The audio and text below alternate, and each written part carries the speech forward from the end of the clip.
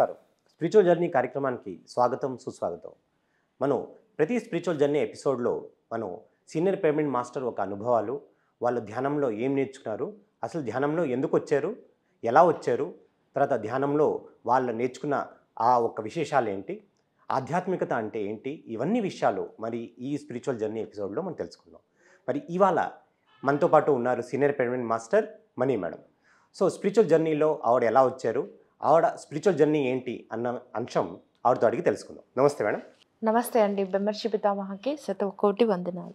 So first of all అసలు ఆధ్యాత్మికత లేదంటే స్పిరిచువాలిటీ అంటే ఏంటంటారు? స్పిరిచువాలిటీ అంటే ధ్యానం చాలా గొప్పదైంది. ఎన్నో పూజలు చేస్తాం. నేను కూడా చేశాను చాలా పూజలు. ప్రతి చెట్టుకి ప్రతి పుట్టకి చాలా పూజలు చేశాము. ఎన్నో పూజలు చేసాం మనం. కాకపోతే ఏంటంటే మనము ఈ ధ్యానం అనేది చాలా గొప్పదైంది. నాకు 2013లో పరిచయం అయింది. దేవి అని, దేవి చెక్క, అమెరికాలో ఉంటుంది. తను పరిచయం చేసింది. నాకు ధ్యానం అంటే నిద్రపోవడమే కదా అని అనిపించింది అనమాట. దేవి నాకు పరిచయం చేసింది. అలా నాకు ఎంతో నేర్చుకున్నాను. చాలా ఇబ్బందితో నేర్చుకున్నాను. ధ్యానం చేస్తే కష్టాలు తీరుతాయా అనేది క్వశ్చన్ మార్క్గా ఉండేది. ఫస్ట్ మనల్ని మనం తెలుసుకోవడం, అసలు కొత్త మనీ అనేది పరిచయం అవుతుంది ధ్యానం వల్ల. ఎన్ని పూజలు చేసినా, ఏం చేసినా ధ్యానం చాలా గొప్పదైంది. నేను ఎన్ని మలుపులు అంటే అన్ని మలుపులు చూశాను నేను నా లైఫ్లో. 2018లో మా నిర్మలా మేడం ఈ 2010లో పెట్టారు. ఇప్పటికీ 14 ఏళ్ళు అవుతుంది ఇది పెట్టి.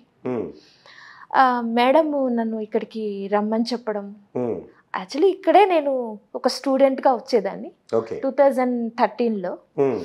అలా స్టూడెంట్గా వచ్చి ఏదో నా పనేదో నేను చేసుకునేదాన్ని, కూర్చునేదాన్ని. అప్పట్లో నాకు విపరీతమైన టెన్షన్స్, ఫైనాన్స్ ప్రాబ్లమ్స్ కానీ ఎన్నో ఉండేవి. ఇంట్లో ప్రాబ్లమ్స్ అలా చాలా ఉండేవి. అది తట్టుకోవడానికి చేసేదాన్ని అనమాట.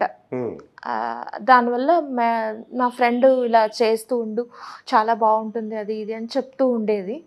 నేను చాలా ఇబ్బంది పడుతూ ఉండేదాన్ని. అలా దానివల్ల కొంచెం నేర్చుకోవడము, కాస్త మళ్ళీ ఇంకా నిర్మలా మేడం రమ్మని చెప్పడము. నేను ఫస్ట్ గైనకాలజిస్ట్ దగ్గర సిస్టర్ కింద, ఆ తర్వాత అది వదిలేసి మళ్ళీ ఇందులోకి రావడము. ఒక స్టూడెంట్గా వచ్చాను.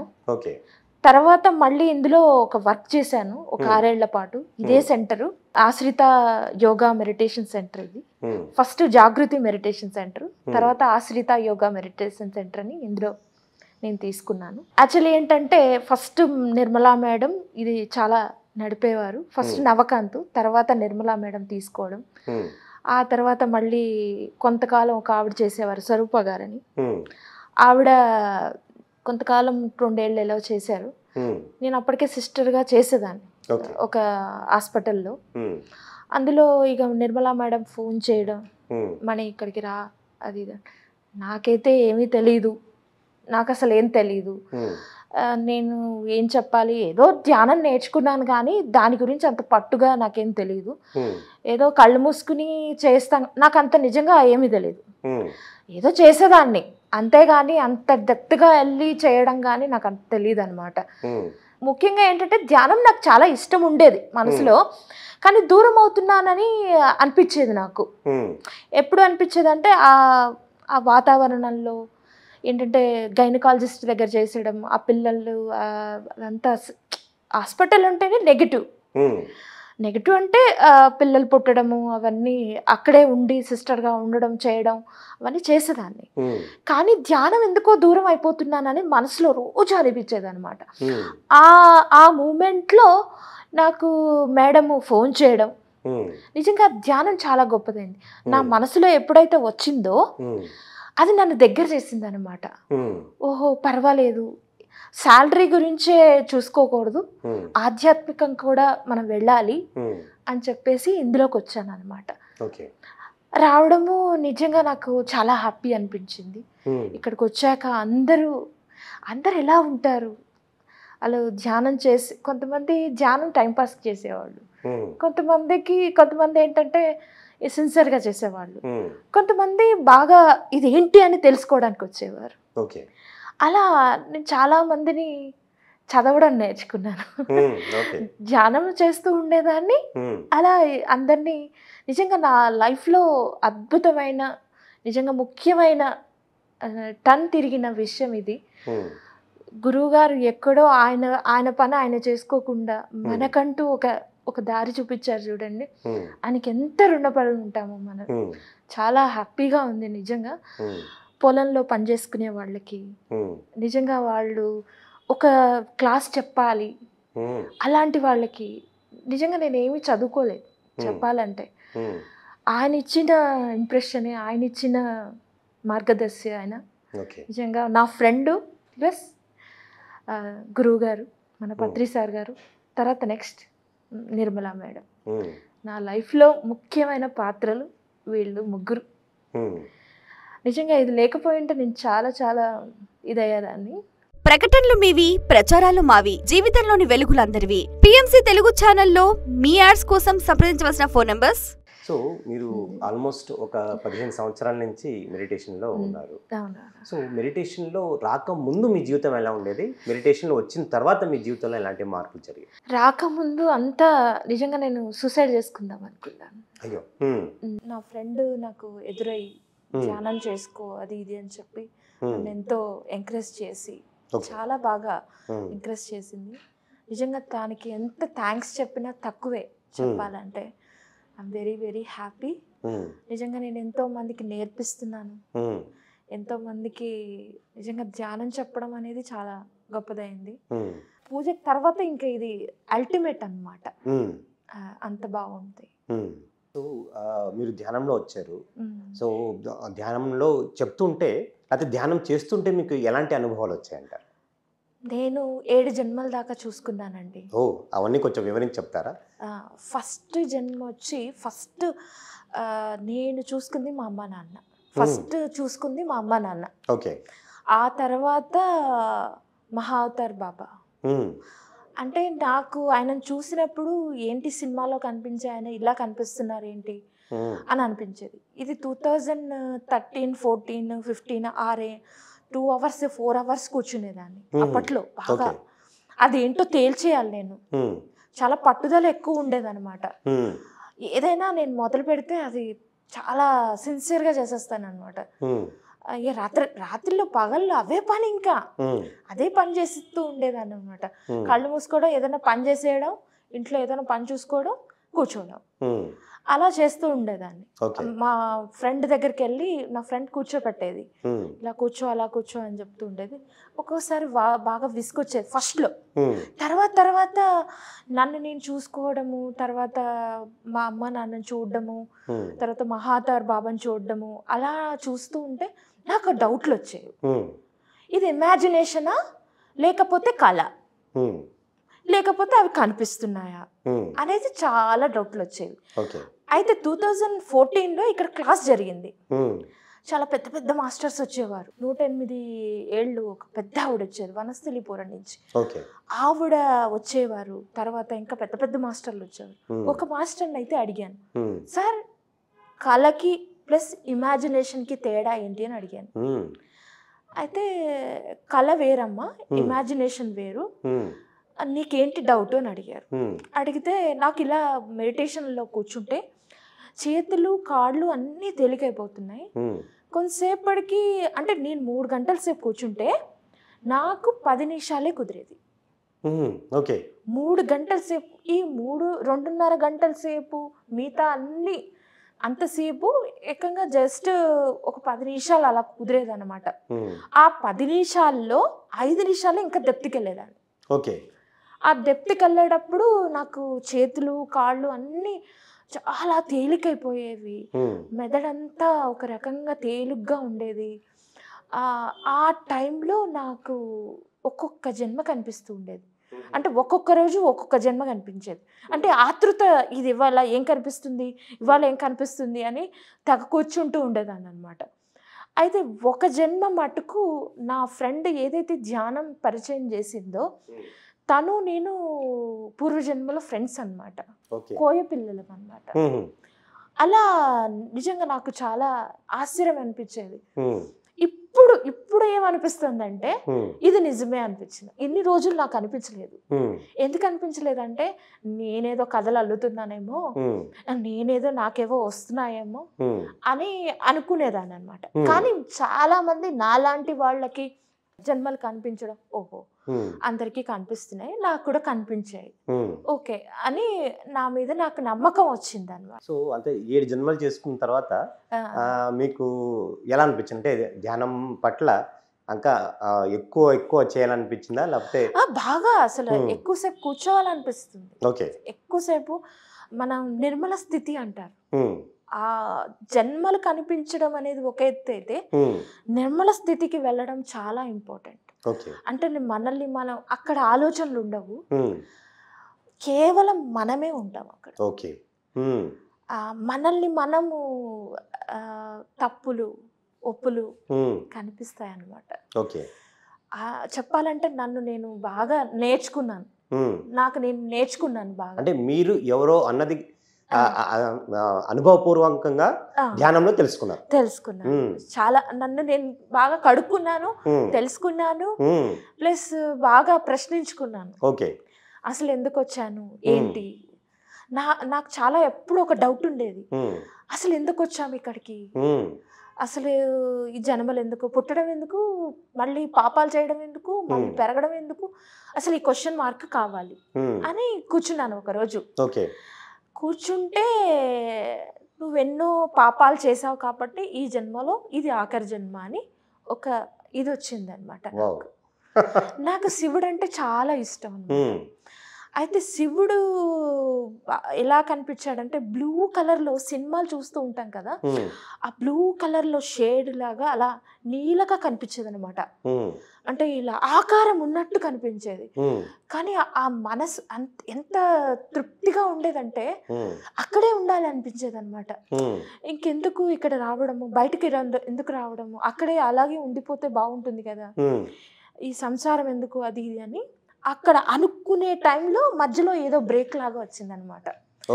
అంటే ఇంకా నువ్వు ఇంకా చాలా పని ఉంది ఇక్కడ, నువ్వు అంత తొందరగా రాకూడదు అనేది నాకు అర్థమైంది. ప్రకటనలు మీవి, ప్రచారాలు మావి, జీవితంలోని వెలుగులందరివి. పిఎంసి తెలుగు ఛానల్లో మీ యాడ్స్ కోసం సంప్రదించవలసిన ఫోన్ నంబర్స్. అంటే పత్రిజీ చెప్తూ ఉంటారు, 4 పాయింట్స్ ముఖ్యంగా చెప్తూ ఉంటారు. ఫస్ట్ ధ్యానం, స్వాధ్యాయం, సజ్జన సాంగత్యం, దాని తర్వాత ధ్యాన ప్రచారం. మీరు ధ్యానంలో అయితే చాలా అద్భుతంగా ఎన్నో విషయాలు తెలుసుకున్నారు, ధ్యానం గురించి తెలుసుకున్నారు. నెక్స్ట్ వచ్చేసి పుస్తక పఠనం అంటే స్వాధ్యాయం. మీరు ఏమేమి పుస్తకాలు చదివారు? ఒక యోగి ఆత్మకథ అయితే నాకు చాలా ఇష్టమైన పుస్తకం. మిగతా ఏ పుస్తకాలు చదవలేదు. ఓకే. నేను అదొక్కటే చదువుతాను, ప్లస్ ధ్యానం ఎక్కువ చెప్తాను. ఓకే. అన్నదానం చేయడానికి ఇంట్రెస్ట్ చూపిస్తాను, ప్లస్ నలుగురికి మంచి చెప్తాను, ఈ ధ్యానం చేయమని చెప్తాను, శాకాహారి గురించి చెప్తాను. ఒక యోగి ఆత్మకథ చదవడం జరిగింది. సో దాంట్లోంచి వచ్చే ఒక మెసేజ్ ఉంటుంది చూసారా, ఆ మెసేజ్ ఏంటో మాకు చెప్తారా? యూత్ చాలా నేర్చుకోవాలి. ఈ మధ్యకాలంలో ఓపిక ఉండట్లేదు, ఆడపిల్లలకు కానీ మగపిల్లలకు కానీ. ఇప్పుడు జరుగుతున్న పాపం చాలా స్ట్రెస్ వల్ల కానీ ఒక యోగి ఆత్మకథ ఖచ్చితంగా చదవాలి. అది చాలా బాగుంటుంది. యూత్ చదవాలి, ఆడపిల్లలు చదవాలి, మగపిల్లలు చదవాలి. తర్వాత ఆధ్యాత్మిక అంటే ఏంటి అనేది కూడా తెలుస్తుంది. మనం ఎలా ఎదగాలి, ఎలా ఉండాలి, అలా చాలా పుస్తకాలు ఉన్నాయి. కాకపోతే నాకు ఇష్టమైంది కాబట్టి నేను చెప్పాను, వాళ్ళకి ఇష్టమైంది వాళ్ళు ఏదైనా చదవచ్చు, అది వాళ్ళ ఇష్టం బట్టి ఉంటుంది. కాకపోతే ముఖ్యంగా ఒక యోగి ఆత్మకథ చదివితే బాగుంటుందని నా అభిప్రాయం. పత్రిజీ చెప్పిన థర్డ్ పాయింట్ సజ్జన సాంగత్యం. అసలు సజ్జన సాంగత్యం అంటే ఏంటి, సజ్జన సాంగత్యం ఎందుకు చేయాలంటారు? సజ్జన సాంగత్యం ఎందుకు చేయాలి అంటే, మనం మెడిటేషన్ చేసేటప్పుడు రకరకాల ఆలోచనలు వస్తాయి, ఎందుకు చేయాలి అనేది కూడా క్వశ్చన్లు వస్తాయి. తర్వాత చేస్తే ఏం లాభం. ఈ మధ్యకాలంలో ఏంటంటే మెడిటేషన్ని ఒక మెడిసిన్ లాగా వాడుకుంటున్నారు కానీ ఆత్మజ్ఞానం గురించి వాడట్లేదు. అసలు మన ఆత్మ ఏంటి, అసలు ఎంత బాగా మనం అసలు ఈ శరీరాన్ని మనం తీసుకున్నాక ఆ సోల్ ఎక్కడికి వెళ్తుంది ఏంటి, అనేది దాని గురించి అవసరం లేకుండా వాళ్ళు ఏం చేస్తున్నారంటే హ్యాపీగా ఏదో కాళ్ళ నొప్పి వస్తే ధ్యానం చేస్తే తగ్గిపోతుంది, తలనొప్పి వస్తే తగ్గిపోతుంది. ఇది కాదు అసలు. ఫస్ట్ మనల్ని మనం చదువుకోవాలి, మనల్ని మనకి తప్పులేంటో తెలుసుకోవాలి. అవతల వాళ్ళని తప్పు ఎంచేయకంటే మనల్ని మనం తప్పు ఏంటో మనం చూసుకోవాలి. ముఖ్యంగా నేను చెప్పాలనుకున్నది అది ఏంటంటే ధ్యానం ఒక్కటే కాదు, సజ్జన సాంగత్యము, పుస్తకం చదవడము. ఇప్పుడు చాలా క్వశ్చన్లు ఉంటాయి, ఎందుకు చేయాలి, ఏంటి, ఇలా చేస్తే బాగుండదు, వాళ్ళని అడిగితే బాగుండు. కానీ ధ్యానం చేసే వాళ్ళనే అడగాలి. ధ్యానం చేసే వాళ్ళనే అడిగితేనే వాళ్ళకి కరెక్ట్ సమాధానం అనేది వస్తుంది. అంటే ధ్యానంలో చాలా మందికి చాలా రకాల ప్రశ్నలు వస్తూ ఉంటాయి. అవును. అంటే దేహం ఉన్నంత కాలం సందేహాలు ఉంటాయి అని చాలా మంది అంటూ ఉంటారు. సో ఈ సందేహాలన్నింటినీ బయటికి రావాలి, దీని ఒక సొల్యూషన్ రావాలి అంటే అందరూ ధ్యానం చేసి తెలుసుకోరా, లేకపోతే సీనియర్ పెర్మనెంట్ మాస్టర్స్ని ఎప్పుడూ అడుగుతూ ఉండాలి? తెలుసుకోవాలి, ఎప్పటికీ తెలుసుకుంటూనే ఉండాలి. అంటే ధ్యానం చేసి తెలుసుకోవాలంటారా? ధ్యానం చేస్తూనే ఉండాలి. ఇది నిత్య స్కూల్ లాంటిది. మనము ఎటువంటిదైనా ఏ గురువు దగ్గరికైనా, మన పత్రి సార్ గారే కాదు, ఏ గురువు గారి దగ్గరికైనా ఎన్నో తెలియనివి తెలిసినవి తెలుసుకుంటూనే ఉండాలి. మనం ఒక ప్రకృతి అంటే నాకు చాలా ఇష్టం. ప్రకృతిలో చాలా నేర్చుకోవాల్సినవి చాలా ఉన్నాయి. నిజంగా చెట్లతో కానీ దాంతో కానీ అవి చాలా హ్యాపీ ఫీల్ అవుతాయి. మనం మాట్లాడితే అవి చాలా సమాధానాలు కూడా చెప్తాయి అవి. కానీ కొంతమంది పిచ్చి అనుకుంటారు, ఇవేంటో ఈవిడేంటి ఇలా మాట్లాడుతుంది అని. ఎప్పుడైతే ధ్యానం చేస్తారో ప్రేమతత్వం ఏర్పడుతుంది మనుషుల మీద, ప్లస్ మనల్ని మనం ప్రేమించుకోవడం, ఇదంతా ధ్యానం వల్లే అవుతుంది. సజ్జన సాంగత్యము, పుస్తకం చదవడం, ప్లస్ ఆలోచనలు ఏంటంటే మనిషిని తినేయడంలో అది ఫస్ట్. ఆలోచనలు కంట్రోల్ చేసామనుకోండి, ధ్యానంలో కూర్చొని 41 days చేయడము, అది ఒక్కసారిగా ఏమి కాదు. 41 days ఎందుకు చేస్తాము? మెల్లిమెల్లిగా ఆ శరీరం అలవాటు పడ్డానికని కూర్చుంటాం. కానీ 41 days చేసేసి ధ్యానం మానేయడం కాదు అక్కడ. అది శరీరం అలవాటు పడ్డానికి 41 days చేస్తారు. ఆ తర్వాత మనము 3 గంటల సేపు కూర్చుంటామా లేకపోతే 5 నిమిషాలు కూర్చుంటామా అనేది మన సాధన మీద, మన మీద ఆధారపడి ఉంటుంది. మన ఇష్టం కూడా ఉంటుంది అది. ఎందుకంటే ఇష్టం లేకుండా ఏ పని చేయకూడదు. ఫస్ట్ వాచా కర్మణ మనకి ఇష్టమై మనం చేయాలి. వాళ్ళు చెప్పారు వీళ్ళు చెప్పారు అని కాదు, మనకిష్టమై మనం చేసుకోవాలి. మన దీపం మనమే వెలిగించుకోవాలి, ఇంకోళ్ళు వెలిగించరు. అపో దిపో భవ. అది ఆశ్రిత మెడిటేషన్ సెంటర్ అన్నది మీరు ఎస్టాబ్లిష్ చేయడం జరిగింది. సో మీరు మేడం దగ్గర నుంచి తీసుకోవడం ఫస్ట్ జాగృతి మెడిటేషన్ సెంటర్ ఉండేది.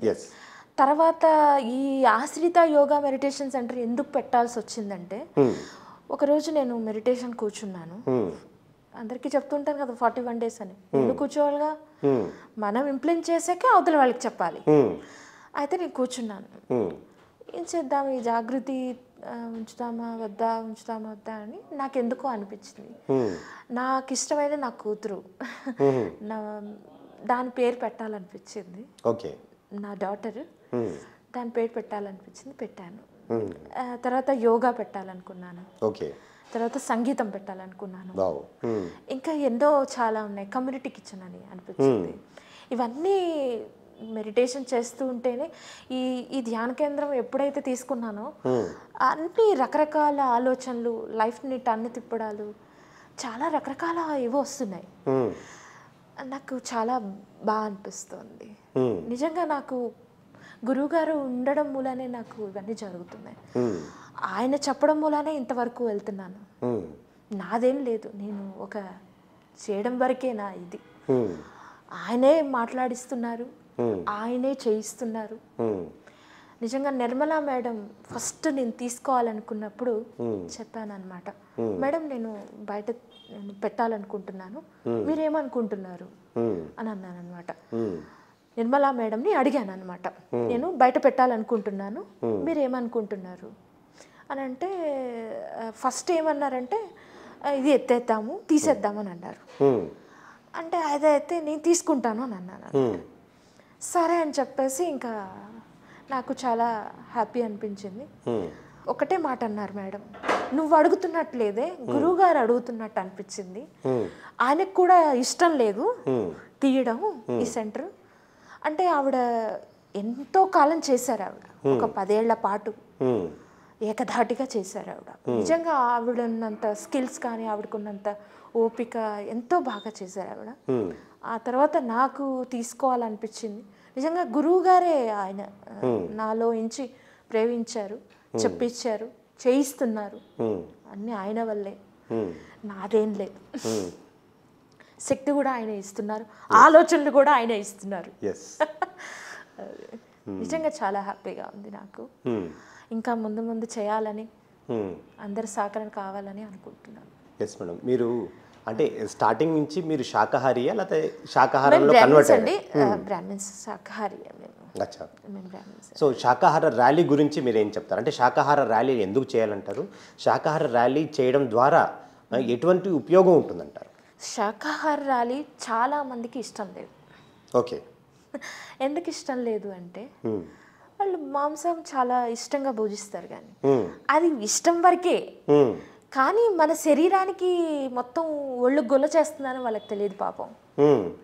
అది ఒక రుచి అంతే, అది ఒక రుచి ఇచ్చేస్తుంది కాబట్టి అది తినాలనే కోరిక కలుగుతుంది తప్ప శరీరానికి ఏమాత్రం మంచి చేయదు. అంటే చాలా మంది అంటూ ఉంటారు కదా, మాంసం తింటే చాలా విటమిన్స్ వస్తాయి, డాక్టర్స్ కూడా సజెస్ట్ చేస్తారు. అది మన ఇది బట్టి, మైండ్ బట్టి, మనసు ఒకటి చెప్తుంది, మైండ్ ఒకటి చెప్తుంది. ఓకే. ఏది వినాలి? మనం ధ్యానం ఎందుకు చేస్తాం? మనసుని కంట్రోల్ చేయడానికే కదా. మనసుని ప్లస్ బుద్ధిని రెండు కంట్రోల్గా, మానసికంగా శారీరకంగా ఆరోగ్యంగా ఉన్నాం అనుకోండి, ఏ నిర్ణయమైనా పర్ఫెక్ట్గా ఉంటుంది.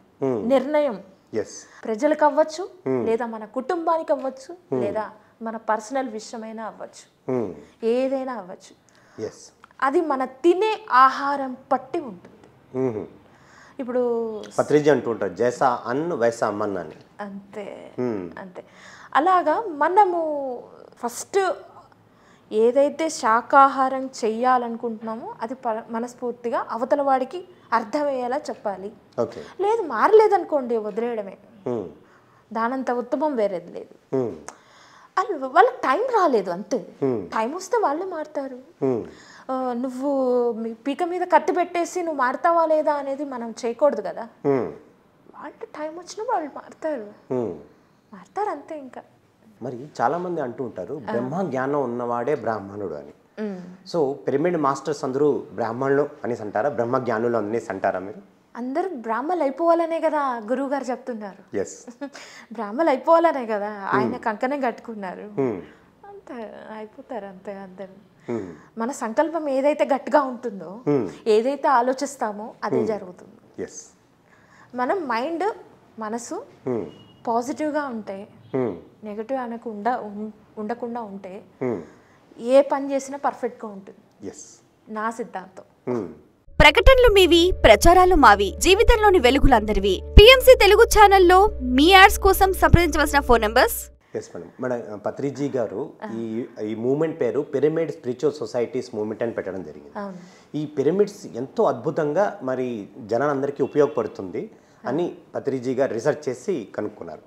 ఈ పిరమిడ్స్ వల్ల మనకి ధ్యానంలో ఏ రకంగా ఉపయోగపడుతుంది అంటారు? ప్రతి ఒక్కళ్ళకి వెళ్తుంది ఈ ధ్యానం అనేది. నిజంగా దీని వెనకాల ఎంతో మంది కృషి ఉన్నది.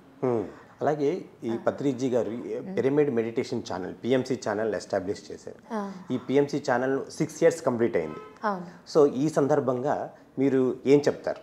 అంటే పిఎంసి ఛానల్లో ఇంకా బాగా ఎదగాలి, ఇంకా కొత్త రావాలి.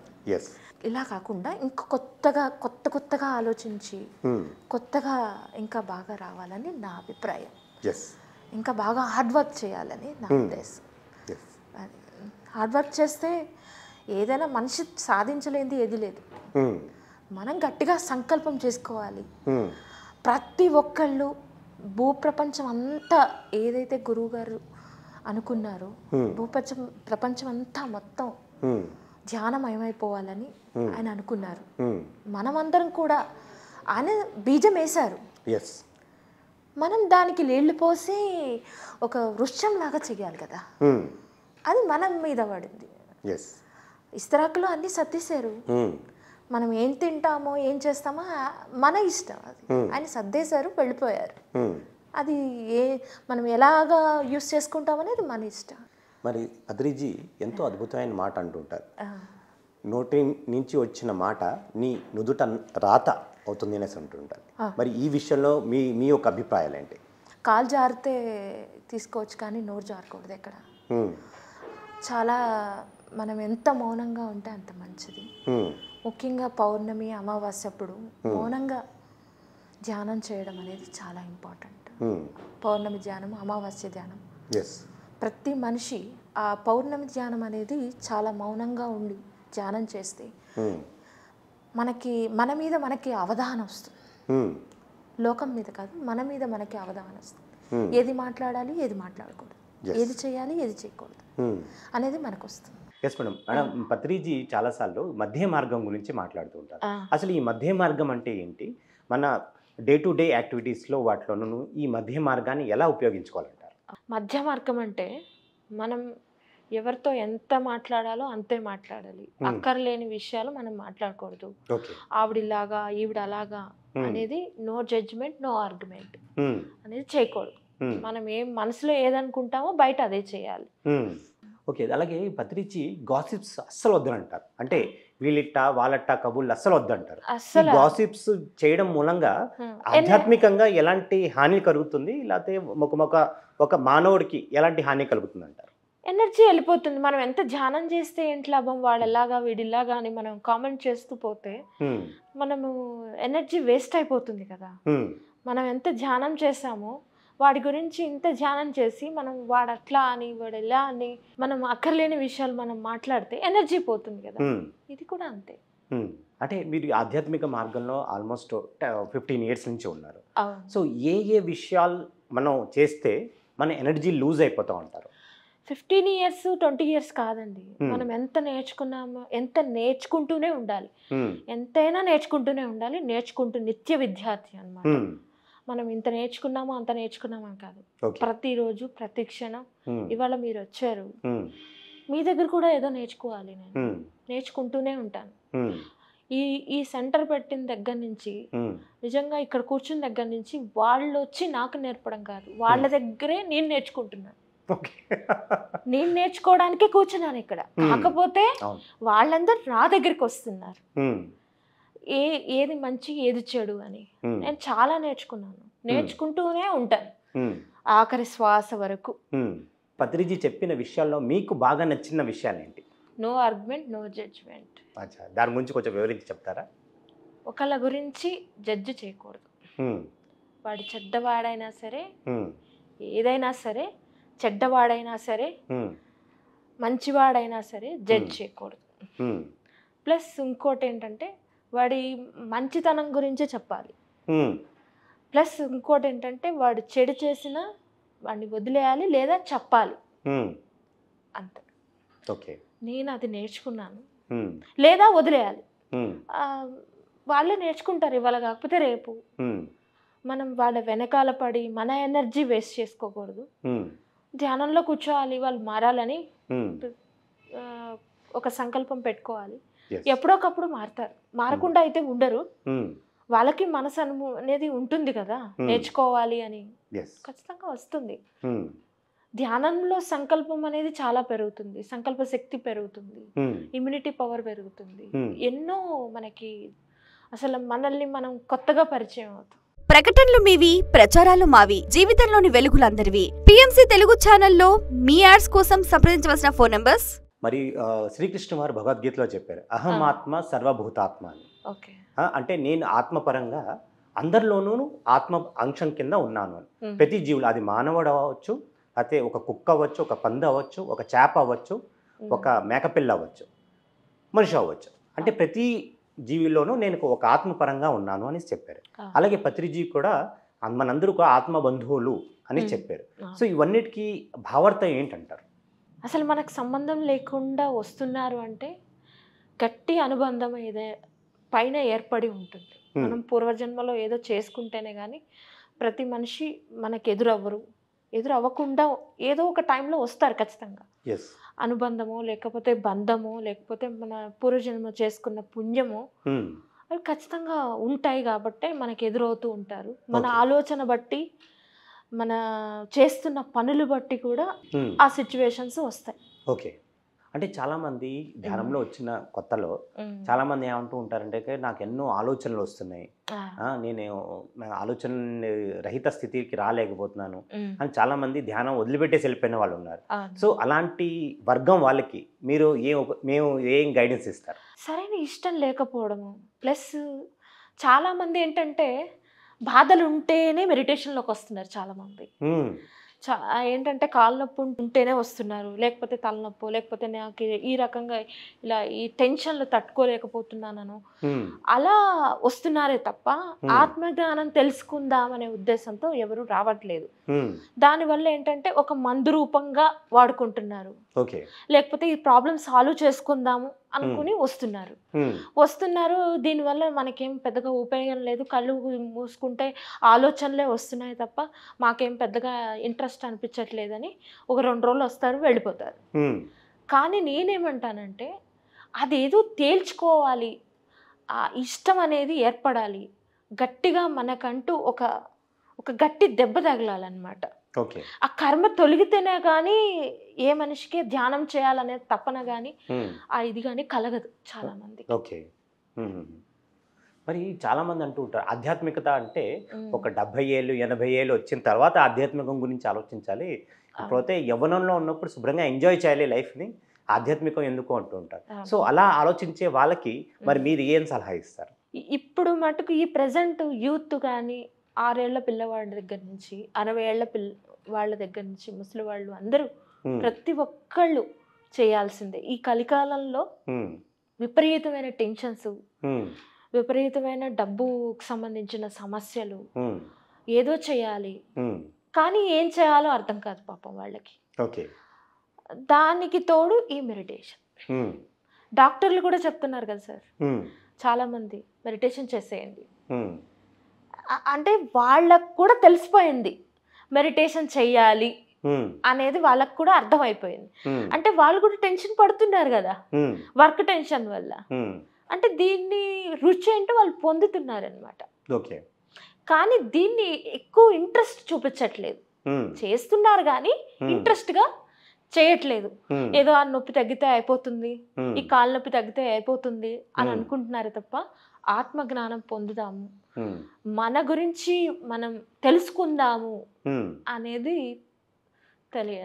అనుకోవట్లేదు వాళ్ళు. ఇప్పుడు కొంతమంది ధ్యానం చేస్తూ ఉంటారు, సరే ఎలాగోలాగా ఊపిరిని గమనిస్తూ కూర్చుంటారు, కానీ ఎందుకంటే మరి ఎక్కువసేపు ధ్యానం చేయాలంటే వాళ్ళు ఏం చేయాలంటారు? ఎక్కువసేపు చేయాలి అంటే ఫస్ట్ వాళ్ళు సరైన ప్లేస్ ఎంచుకోవాలి, ప్లస్ దాని మీద ఇష్టం పెరగాలి, దాని మీద నమ్మకం కలగాలి, దానికి తగ్గట్టుగా మనుషులు ఏర్పడాలి. నువ్వు ఇలా చేయగలుగుతావు, నువ్వు ఇది చెయ్యి అని అవతల వాళ్ళు చెప్పింది వాళ్ళకి అర్థమయ్యి వాళ్ళు ఇష్టంతో చేస్తే ఎక్కువసేపు చేయగలుగుతారు. లేదు వాళ్ళకి ఏదో చేస్తున్నారు టైంపాస్కి వచ్చి చేస్తే మటుకు అది ధ్యానం కాదు. కానీ స్ట్రాంగ్గా దానికి తగ్గట్టు వాళ్ళ కర్మలు తొలగితే మంచి వాళ్ళు ఎదురయ్యి వాళ్ళకి ధ్యానం నేర్పించడం, వాళ్ళకి కర్మలు తొలగడము అవి అక్కడే జరుగుతాయి అన్నమాట. అది నా విషయంలో చాలా బాగా జరిగింది. 2010లో జరిగింది నాకు ఈ సిచ్యువేషన్. అంటే మనకు తెలీదు కొన్ని విషయాలు, మనకే తెలియకుండా అద్భుతాలు జరుగుతూ ఉంటాయి. కానీ అది తెలుసుకోవడానికి ఒక మాయలాగా ఒక కమ్ముతుందన్నమాట. అది మనం తెలుసుకుందామన్నా తెలుసుకోలేని పరిస్థితిలో ఉంటాం. అంటే కుటుంబం విషయాలు కానీ టెన్షన్స్ కానీ మనకి అదృష్టం పక్కనున్నా కూడా మనం తెలుసుకోలేము. దురదృష్టం తొందరగా మనం ఆకట్టుకుంటాం కానీ అదృష్టాన్ని మనం తొందరగా ఇది చేయలేము అన్నమాట. దీనివల్ల ఏంటంటే ధ్యానం వల్ల మనకి అవతల వాళ్ళ ఇది లేకపోతే జరగబోయేది కూడా మనకి తెలుస్తుంది ధ్యానం వల్ల. ప్రకటనలు మీవి, ప్రచారాలు మావి, జీవితంలోని వెలుగులందరివి. పిఎంసి తెలుగు ఛానల్లో మీ యాడ్స్ కోసం సంప్రదించవలసిన ఫోన్ నంబర్స్. Yes madam. అంటే పత్రిజీ అంటూ ఉంటారు, అంటే ఈ శరీరం టెంపరీ. చాలా చాలా ప్రసంగాలలో చెప్పారు, మన శరీరం కాదు మన ఆత్మ అనేసి. సో మరి ఈ ఆత్మతత్వంలో మనం ఎప్పుడు ఉండాలంటే కనుక మరి ఎలాంటి ఆలోచనలు ఉండాలి, మరి ఎలాంటి పుస్తకాలు చదివితే మంచిదంటారు, లేకపోతే ధ్యానంలో మనకి ఈ ఒక్క విషయం తెలుస్తుందంటారా? ధ్యానం అంటే ఫస్ట్ మనం సేవా కార్యక్రమాలు చేయాలి. ఎస్. సేవా కార్యక్రమాలు ఎలాంటివి అంటే ఒక ధ్యాన కేంద్రం పెట్టిన, లేకపోతే ఒక అన్నదానం చేసిన, ఒక పాంప్లెట్లు పంచిన, లేకపోతే ఒకళ్ళకి ధ్యానం చెప్పిన ఓకే కర్మం తొలుగుతుంది. ఏది చేసినా, ఒక పుస్తకాలు మనం ప్రింట్ చేసి ఇంకోళ్ళకి పంచినా కూడా మన కర్మ జరుగుతుంది. ఓకే. లేదా రోజుకు ఒక్కళ్ళకి ధ్యానం చెప్పినా కూడా కర్మ తొలుగుతుంది. ఓకే. లేదా భోజనం పెట్టినా కూడా ఇంకా బాగా కర్మలు తగ్గుతాయి. అది మన మన చేసే పనులు బట్టి మన జ్ఞానం వస్తుంది. మనం ఏది చేస్తామో అది మనకు అందుతుంది. మరి పత్రిజీ గారు ట్యూస్డే లోప్సాంగ్ రాంపా గారి పుస్తకాలు బాగా సజెస్ట్ చేస్తారు. సో దాంట్లో మరి లోప్సాంగ్ రాంపా గారు మూడో కన్ను గురించి చెప్తారు. ఈ మూడో కన్ను అంటే ఏంటి, అది ధ్యానం చేసే ప్రతి ఒక్కడికి వస్తుందంటారా? దాని గురించి చెప్తారు కొద్దిగా. కొంతమందికి కలర్స్ కనిపిస్తాయి, ఓకే. కొంతమందికి పూలు కనిపిస్తాయి, కొంతమందికి ఒళ్ళంతా తేలిగ్గా ఉంటుంది, కొంతమందికి జన్మలు కనిపిస్తాయి, కొంతమందికి అసలు ఏమీ కనిపించదు. ఎన్నేళ్ళు చేసినా, 20 ఏళ్ళు చేసినా వాళ్ళకి ఏమీ కనిపించదు. అంటే వాళ్ళ వాళ్ళ కర్మలు బట్టి, వాళ్ళ వాళ్ళ పూర్వజన్మ సుకృతం బట్టి వాళ్ళకి కనిపిస్తాయి. ఇవన్నీ ఏంటంటే ఒక చాక్లెట్ లాంటివి. అంటే మనము ఒక పిల్లాడికి పాకుతున్నప్పుడు ఏదో చాక్లెటో లేకపోతే ఒక బిస్కెటో వేస్తూ ఉంటాం, వాడు గబగబా పరిగెత్తుకుంటూ వచ్చి తీసుకుంటాడు. కానీ ఇది కూడా ఆల్మోస్ట్ అలాంటిదే. మనం శూన్య స్థితికి వెళ్ళాలంటే నిత్యము సాధన చేయాల్సిందే. అది ఎవరైనా సరే, 60 ఏళ్ళైనా సరే, 80 ఏళ్ళైనా సరే. కానీ ఈ రోగాలు అనేది ఇవాళ ధ్యానం చేసి రేపు తగ్గలేదంటే కాదు. నిత్యము మనం చేస్తుంటే లోపల ఉన్న ఎన్నో నాడులు, మనము ధ్యానం చేసే వాళ్ళని చూడండి, చేయని వాళ్ళని చూడండి, వాళ్ళ అలవాట్లు కానీ వాళ్ళ మాట్లాడే మాట కానీ చాలా డిఫరెంట్గా ఉంటాయి. గమనించండి చాలా. దాన్ని బట్టి మనము ఆ అలవాట్లు అలా మనం మెల్లిమెల్లిగా చేసుకుంటూ ఉంటే ఆ ధ్యానం అనేది మెల్లిగా మనకి ఏర్పడుతుంది. 41 days చేస్తే శరీరానికి అలవాటు చేసిన వాళ్ళం అవుతాం. ఆ తర్వాత ప్రాక్టీస్ చేస్తూ ఉండాలి. పొద్దున సాయంకాలం పుస్తకాలు చదవాలి, క్లాసులకి వెళ్ళాలి, ఆ క్లాస్కి అటెండ్ అవ్వాలి. ప్లస్ మన కుటుంబాన్ని కూడా చూసుకోవాలి, మన బిజినెస్ కూడా చూసుకోవాలి. ఇది వదిలేసి అది చేస్తానంటే అది కాదు, గురుగారు మెచ్చుకోరు. ఇవి చేయాలి, అవి చేయాలి. సో సంసారంలోనే నిర్వాణం ఉంది అని మరి పత్రిజీ చెప్తూ ఉంటారు. సో సంసారంలోనే నిర్వాణం అంటే ఏంటి, అది ఎలా చేయాలంటారు? కుటుంబానికి న్యాయం చేస్తూ, మనకి మనం న్యాయం చేసుకుంటూ, ధ్యానం అందరికీ చెప్పుకుంటూ, అదే న్యాయం. అంటే చాలామంది అంటుంటారు కదా, చాలా అపోహలు ఉంది. అంటే ధ్యానం చేసేవాళ్ళు అసలు పెళ్లి చేసుకోకూడదు, మనం ఇదని చాలామంది అపోహ పడుతూ ఉంటారు. అట్లా ఏం లేదండి. గురువుగారు పెళ్లి చేసుకున్నారు, మన వాళ్ళు ఉన్నారు, అందరూ ఉన్నారు. మరి ఆయన హ్యాపీగా లేరా? మనం కూడా హ్యాపీగా ఉండాలి కదా. ఆయన హ్యాపీగా ఉండి మనం మీ గురువుగారు ఇదే చెప్పారా అని ఇంకోళ్ళని ఆయనని చిన్నపుచ్చినట్టే అవుతుంది కదా. ఆయన ఎలా చేశారో మనం కూడా అలాగే చేస్తాము. అంటే సంసారంలో ఉంటూ నిర్వాణ స్థితి పొందొచ్చనేసి అంటారు. అంతే. ఎందుకంటే మనం కుటుంబానికి మనం వదిలేసి ధ్యానంలో కూర్చోవడం అనేది ససమ్యం నేనైతే ఒప్పుకోను. చాలా మంది నేను కూడా చూశాను అలా పెళ్ళిళ్ళు మానేసి ఉద్యోగాలు మానేసి చేయడం. అది అసలు అది పద్ధతే కాదు, అది మధ్య మార్గం కాదంట. అస్సలు కానే కాదు. ఫస్ట్ పెళ్లి చేసుకోవాలి, అన్ని బాధ్యతల్ని నిర్వర్తిస్తూ కుటుంబానికి ఇచ్చేస్తూ అన్ని చేయాలి. భౌతికంగా తర్వాత ఆధ్యాత్మికంగా రెండు బ్యాలెన్స్ చేసుకుంటూ ఆ పిల్లలకి న్యాయం చేస్తూ, మన కుటుంబానికి న్యాయం చేస్తూ, ఇలాంటి సంస్థలకు కూడా మనం సేవ చేస్తూ చేస్తే అది కరెక్ట్. మనం ఇప్పుడు చాలా మంది ఋషులు హిమాలయాస్కి వెళ్ళిపోయి సంసారానికి భయపడే వెళ్ళిపోతున్నారు చాలా మంది. ఎందుకు వెళ్తున్నారు?